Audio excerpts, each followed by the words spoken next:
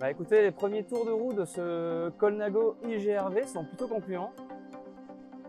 Pour tout passionné de vélo, c'est toujours une chance de pouvoir monter sur un Colnago.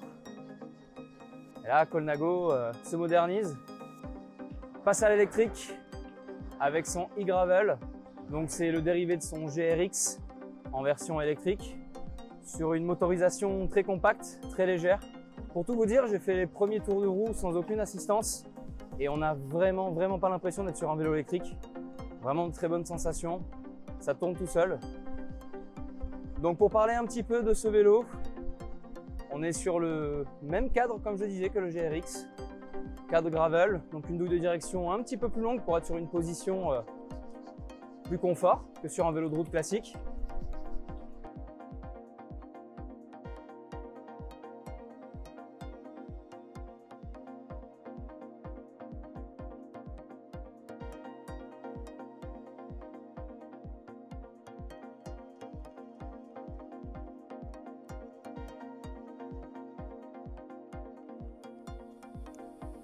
Ben voilà, l'essai du Colnago IGRV c'est terminé pour moi. Un petit peu trop court, j'aurais aimé le garder, je peux vous le dire. Vraiment un très bon vélo. On va se faire une petite présentation rapide du vélo.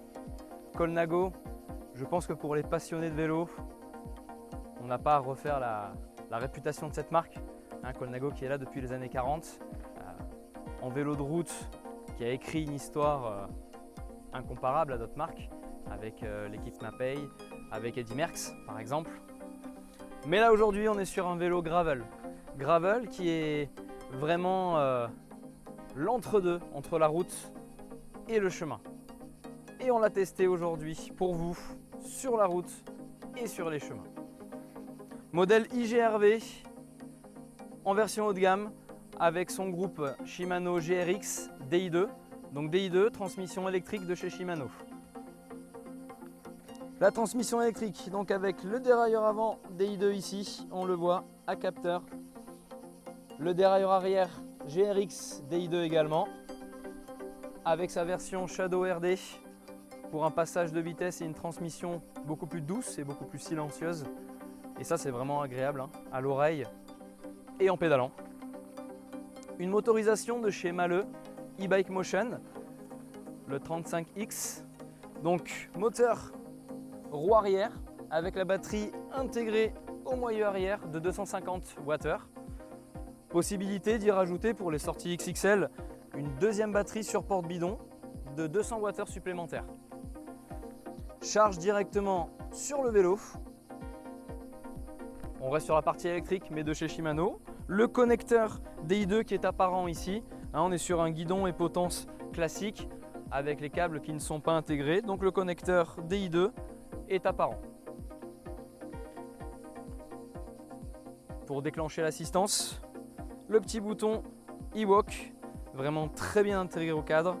C'est vraiment très classe. Il nous suffit, une fois l'assistance allumée, d'appuyer brièvement et un code couleur correspond au mode d'assistance choisi. Donc vert, orange et rouge pour avoir la plus haute assistance possible.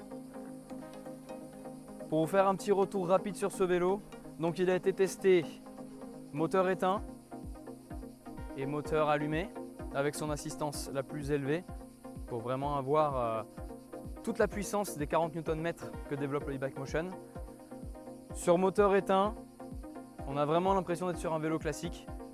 On a vraiment un gros rendement, on est sur un cadre très rigide, tout ce que l'on peut connaître de chez Colnago encore aujourd'hui.